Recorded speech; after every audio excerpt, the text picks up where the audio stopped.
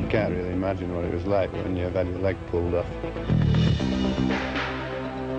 I was aware of accidents. I never thought anything would happen to me, though. Once you lose the job, you lose your money. The only option left to us as surgeons was to amputate.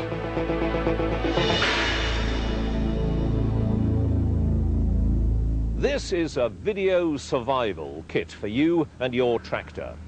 And the reason I'm here is not because the HSE Health and Safety Executive wanted a BBC voice in particular, but because I've been farming myself for many years, mostly dairy, but some vegetables. I've even tried farming organically, and that's not easy, I can tell you. So I know from first hand the dangers of becoming too familiar with one of these beasts. Every day in Britain, tractor accidents, often fatal, happen to people who thought they happened only to other people.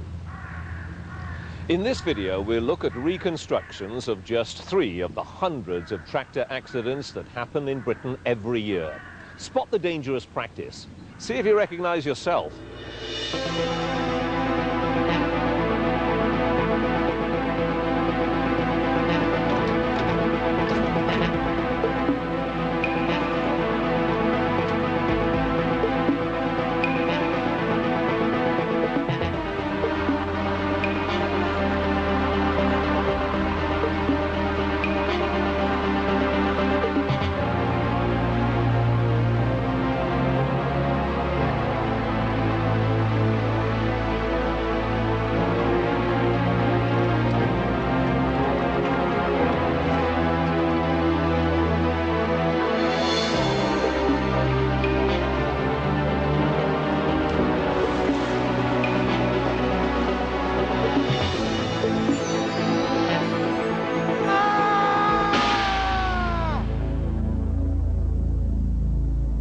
Right, let's see what went wrong.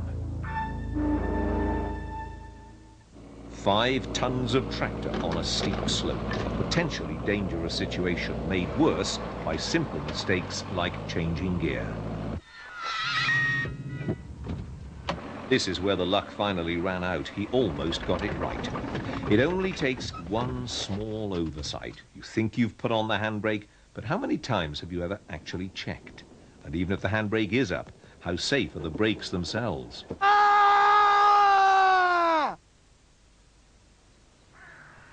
Like the other John, I'm also a farmer, although most people know me better as a wing forward for Scotland. We've got 1,800 acres here in the heart of the borderlands, mixed arable and livestock. We've also a 1,200-acre hill farm for breeding ewes and cattle. One of my greatest fears about accidents, especially on the hill, is that they're likely to happen out of sight and hearing of anyone who might be able to help. Even a simple flesh wound becomes a matter of life and death if you're in the middle of nowhere. In this video, I'll be looking at the safe practice needed to avoid accidents like the one you've just seen. Here are the key points as I see them. Firstly, be aware of the special dangers of driving on slopes. You shouldn't even be here unless you're an experienced driver. Secondly, get into the right gear before starting to climb and know how to turn safely. Next, know the safe stop procedure. Handbrake on, controls neutral, engine off and remove key. And finally, make sure your tractor is properly maintained, and that includes brakes, tyres, steering. Now, I'm not a real farmer, but I spent 6.5 years playing Rachel Hughes on Emmerdale, and this has given me an insight into what real farming's about. We filmed the exterior locations on a real farm, and with 45 crew and actors around, safety is of a top priority. Today I'm going to introduce you to some people who've had their lives altered by tractor accidents. These people have got 2 things in common. Firstly, their lives have been dramatically and often tragically changed by their experience. And secondly, none of them ever thought it would happen to them. Barry Dawson suffered multiple injuries as he tried to pick off potatoes left on his harvester. I should have stopped the PTO, and I shouldn't have risked my life just for a few potatoes, you know. A pound's worth of potatoes, that's all, if that. 14-year-old David Turner slipped and fell under his uncle's forage harvester. and he'd been trapped for 1.5 hours in the machine, and a medical team was sent out to sedate him and help with the extrication. Really, his foot was destroyed, and there was no question of any other treatment but amputation. Graham Brown was dragged under his baler as he tried to clear a blockage. He'd also left the tractor PTO running. It ripped my leg off, all except for just the hip here. It was hanging on by the ball joint and the hip and a bit at the top. And it ripped me, I've lost a muscle down the inside of my leg. The surgeon had to take that off. And I had 370 stitches altogether. The experience of people like Graham can only begin to convey the terrible personal cost of tractor accidents. And he is only one of the hundreds of victims and thousands of relatives that suffer each year. People who wake up one morning thinking it's going to be just another ordinary day, and by that evening their lives have been permanently and often tragically changed.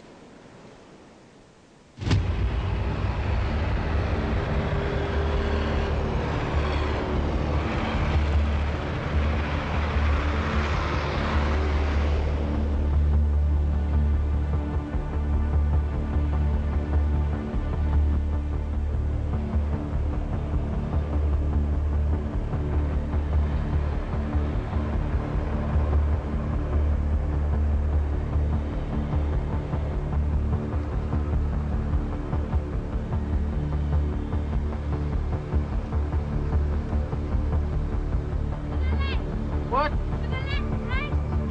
Don't hear you. What? Then more to the left. What? To the left, right? To the left. Oh, hang on. It is 10.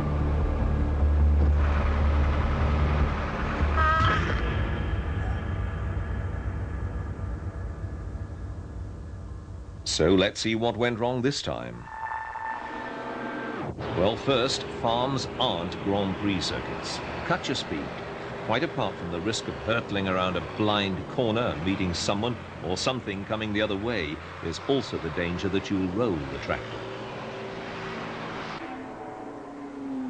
We've all done this to save time and because we thought we could get away with it.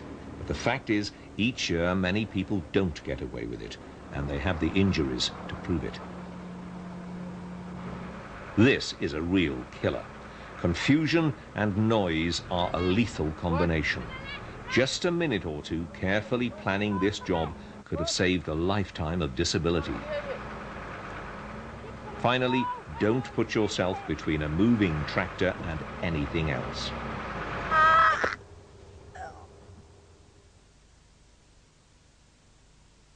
Okay, so what can we learn this time? Firstly, remember that just because you're driving around a farm doesn't mean it's safer than an ordinary road. Always anticipate the worst. Drive at a speed that will let you stop safely, whatever or whoever runs out in front of you. Forget the urge to be cool or macho when you're working with tractors. They're big, heavy and immensely powerful. By comparison, we're not. Hanging off the back of a tractor may seem to save you time, but it's dangerous, so don't do it. As for the actual hitching accident, there are a number of ways to avoid it. Firstly, plan the job. And if you're working with someone else, make sure that they can hear you and you can hear them. In health and safety jargon, it's called devising a safe system of work. And any safe system starts with training. So if you haven't received any instruction on the work you've been asked to do, get trained first. Both you and your employer could be breaking the law if you don't. Let's take a closer look at the point John was making about breaking the law. We've seen that the personal cost of tractor accidents are high, but most people also underestimate the financial and legal costs. The maximum fine in the magistrates' courts can be £20,000 for people that fail to comply with the Health and Safety at Work Act, and £5,000 for people that fail to comply with the regulations. Of course, there's the additional problem that they could occasionally be charged with manslaughter, and under the Crown Court they can have unlimited fines. Mel Rain has worked as a health and safety inspector for over 30 years, rooting out dangerous working practice. We have powers to enter any farm to check that tractors are being used correctly and that they are guarded properly and in fact safe to use. While the Health and Safety Executive do prosecute farmers for dangerous practice, their main aim is to prevent the accidents happening in the first place. This video forms part of a wider programme to improve tractor safety. If you're concerned about tractor safety on your farm, please don't hesitate to contact the HSE in confidence. Another financial cost is the loss of income. John Dickman's injuries left him unable to take on manual work. You lose your wage, you lose your job, you lose everything. You've got to start from scratch, you've got to start again. When you move into a rented place, you've got rent to find, because all farm work is tight cottages, well, most of it is. When Eddie Lark was killed fixing his power harrow, his widow Margaret suffered financially as well as emotionally. Well, sort of after the accident, it was, well, you just don't know where you're going to go or what you're going to do, really, because Eddie had no life insurance. He was so safety conscious, and I don't really ever seriously think that he would think anything would happen to him.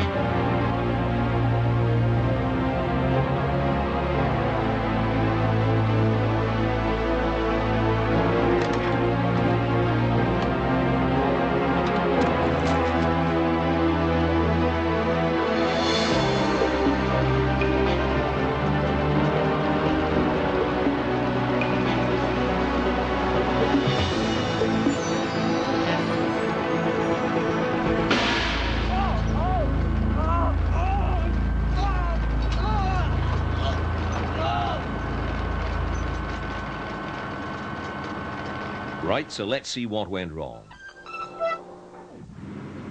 First mistake, just because you're driving slowly up the middle of an apparently empty field for the umpteenth time doesn't mean it's safe to stop thinking, listening, or looking. Okay, so these children shouldn't have been playing here in the first place, but you'd be the one responsible for killing them if they ended up under your wheels. Here's a simple mistake: never jump forward out of the cab. Each year, dozens of people end up in hospital because of it. This PTO shaft guard is faulty and lethal. Loose clothing adds to the risk of having your body pulled limb from limb. But what actually killed this driver was that split second of insanity in which he decided to sort out the blockage without first turning off the power.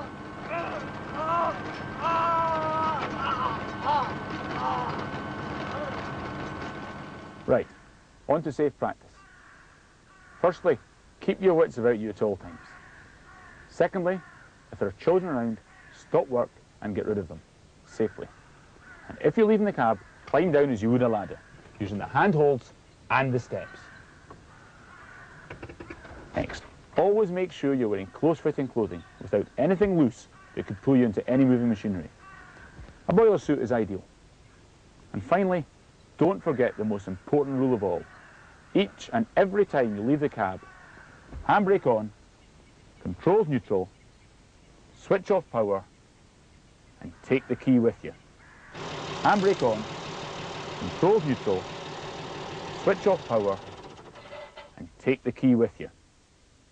This video forms part of a wider health and safety executive programme to reduce the toll of deaths and injuries on British farms. The basic message is very simple. Accidents always happen to people who think they won't happen to them. People like you and me. Even if it doesn't kill you, a tractor accident will change your life forever. And almost every accident can be avoided by three things: thought, time, and training. The first is free and the other two cost very little, particularly when they're compared to the cost of an accident. So make sure you are trained for the job, that you have the time to plan and carry it out carefully, and that you keep your brain in gear at all times.